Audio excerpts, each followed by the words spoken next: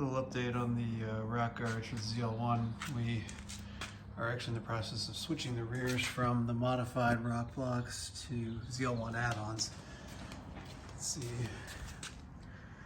My modified fronts are holding pretty good, but I wasn't a big fan of how rigid and basically the tab inserts, or I don't know, quick nuts or whatever the heck you want to call them, inserts that were used on the rock blocks. As I mentioned in the other video, I modified the front ones with a nut. Here's the L1 add-ons.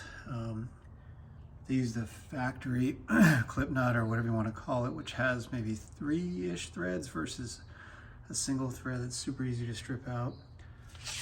So it gives you a lot more access. It's also a lot cleaner look too, but a lot more access if you don't replace these with LEDs.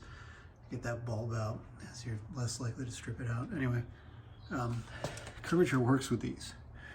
So there's a slight curve, but because it's a thinner rock guard and the plastic, I think it fits real nice. So it doesn't extend quite as far, but I think it'll give us good coverage. It matches up okay. There's a little more texturing on that than the rock blocks, but you really got to be paying attention. So I'm gonna go put the other guy on. Just for reference, this is what I was talking about. You can see here's the factory tab that the ZL1 add-ons use. You can see there's, so I get to focus, you can kind of see the ridges for the threads in there. There you go. Here's about three threads worth there. The ones that the rock blocks use have just this single loop. It's not captured. Real easy to strip these out. They make me real nervous. I didn't strip these ones out on this install, but got a big old bolt, very little contact here, and this really thick rock guard. So yeah, I spaced these out, get a gap on them, but I think these will fit better. Texture is definitely less obvious on the rock blocks than on the ZL1 add-ons. You can see these are the deluxe ones that got quite a bit of texture, but again, I don't think you really notice. But this is quite a bit. See if I can get them next to each other here. There we go. Kind of see it. It's hard to see. It's hard to capture, but they're quite a bit thinner. Yeah, you really can't see it on the video too well. A lot more flexible. They roll the edges real nice. They don't drop down quite as low. But again, I think you're trying to get the rock spewing out from the side. These look more like mud flaps, so I'll be happy to kind of get rid of them. And again, have a serviceable fastener here that, yeah, I'm gonna order a couple more of these just in case, but a serviceable fastener that if you need to replace the incandescent bulbs, because I'm not gonna do them just yet with the LEDs. I don't know if I want to go that route, but anyway, we're gonna go ahead and put these on. Literally just taking these guys off, the two fasteners. I've got to reinstall these clips, and then use the lengthened hardware that comes with it. Let's see if I can get these guys to ship me a couple of these just to have them as backups. And then this guy is the top spacer. These two are the same size for the lower portion. And they go in super easy. Nice using factory mounts.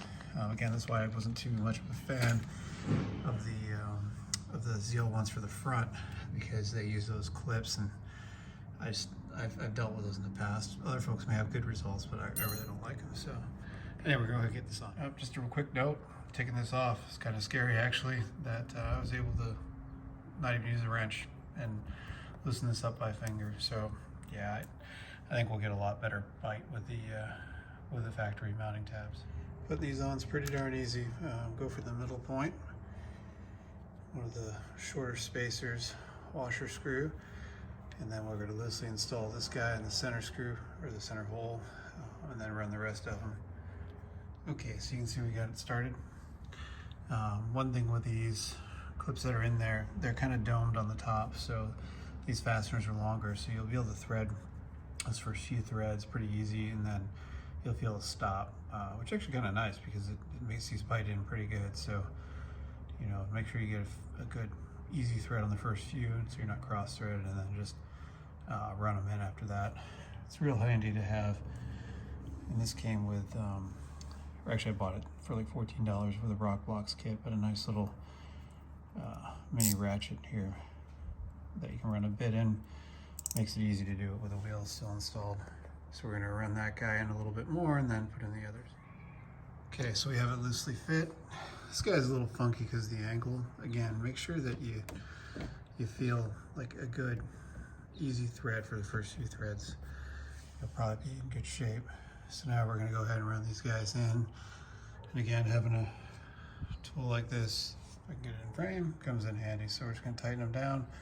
Don't over tighten them because you're still going into a pretty thin piece of metal for that nut. So here's the passenger side. You can see this guy tucks in a little bit more, and I'll show you the other side in a second, but this guy tucks in just a tiny bit more. Up here, I'd say maybe you're right lined up. It starts just at the very tip here on the other one, and it's maybe 3-4 millimeter down. Let's show the other side.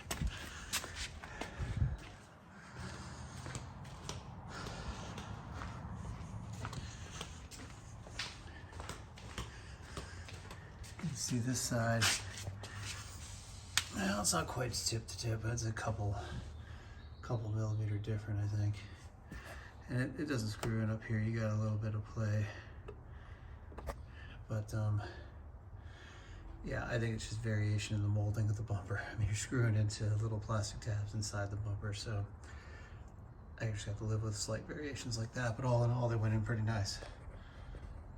So I think this is a good solution. The Rock Blocks for the front, ZL1 add-ons for the rear.